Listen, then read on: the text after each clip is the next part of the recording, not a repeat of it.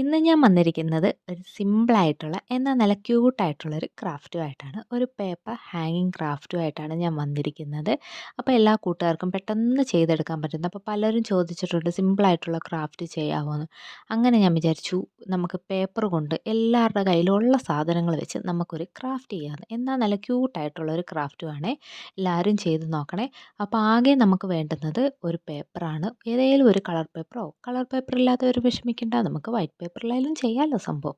അപ്പം അത് ഈ ഒരു ഷേപ്പിൽ ഒക്കെ നമ്മൾ കട്ട് ചെയ്തെടുക്കണം. 2 പൂ വേണം. പിന്നെ നീളത്തിൽ കുറച്ച് സംഭവം. പിന്നെ നമ്മൾ ആ ഒരു ഫുള്ള് കട്ട് ചെയ്ത് വെച്ചിരിക്കുന്നില്ലേ. അപ്പോൾ വഴിയെ നിങ്ങൾക്ക് ഓരോ ഷേപ്പ് നിങ്ങൾക്ക് മനസ്സിലാവും. അത് നിങ്ങൾ നോക്കി അതേപോലെ കട്ട് ചെയ്താൽ മതി. പിന്നീട് ദാ ഈ കാണുന്ന സംഭവം ഇത്രയും ഒരു ഹാങ്ങിങ്ങിൻ്റെ താഴെ വരുന്നൊരു സംഭവമാണ്. അതിന് ഇത്രയും കട്ടി വേണ്ടെങ്കിൽ നിങ്ങൾ അത് പകുതി എടുത്താൽ മതി. ഞാനൊരു പേപ്പറിൻ്റെ ഫുൾ നീളം എടുത്തുകൊണ്ടാണ് എനിക്ക് ഇത്രയും കിട്ടിയത്. ഇത് കണ്ടപ്പോൾ എനിക്കൊരു ചൂലിൻ്റെ ഫീലായിരുന്നു. നിങ്ങൾക്ക് എന്തോ തോന്നുന്നത്. അപ്പം കുറേ വേണമെന്നുള്ളവർക്ക് കംപ്ലീറ്റ് ആയിട്ടുള്ള പേപ്പർ എടുക്കാം. അല്ലെങ്കിൽ ഹാഫായിട്ട്. എനിക്കൊരു ഹാഫ് മതിയെന്ന് തോന്നി. കാരണം നമ്മൾ ഈ ഒരു ഹാങ്ങിങ് കുറച്ച് വലുതാണെങ്കിൽ നമുക്ക് ആ ഫുൾ പേപ്പർ എടുക്കാം. അല്ലെങ്കിൽ ഹാഫ് എടുത്താൽ മതി.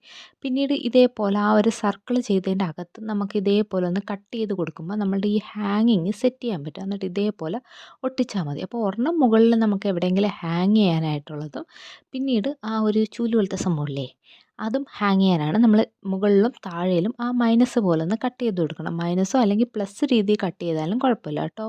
കാരണം നമുക്ക് ആ ഒരു കയറ്റുമ്പോൾ മനസ്സിലാവും. പിന്നീട് ആ മുകളിലത്തെ ആ ഒരു പൂവിൻ്റെ ഷേപ്പിൽ നമുക്കൊരു ക്യൂട്ടായിട്ട് ഒരു സ്മൈലി വരച്ച് കൊടുക്കാം. അപ്പോഴത്തേക്കും നമ്മുടെ ഹാങ്ങിങ് ഇവിടെ സെറ്റായിട്ടുണ്ട്. അപ്പോൾ ഇഷ്ടപ്പെട്ട് കഴിഞ്ഞാൽ ലൈക്ക് ചെയ്യാനും സബ്സ്ക്രൈബ് ചെയ്യാനും കമൻറ്റ് ചെയ്യാനും മറക്കണ്ട. അതേപോലെ തന്നെ പുതിയ ഏതൊക്കെ വീഡിയോസ് വേണമെന്നുള്ളത് നിങ്ങൾ കമൻറ്റായിട്ട് പറയേണ്ടതാണ്. അപ്പോൾ അതെല്ലാം ഞാൻ ചെയ്യുന്നതാണ്. അപ്പോൾ നിങ്ങളെല്ലാവരും ചെയ്ത് നോക്കണം. എല്ലാവർക്കും ഇഷ്ടപ്പെട്ടെന്ന് വിചാരിക്കുന്നു. Thank you for watching.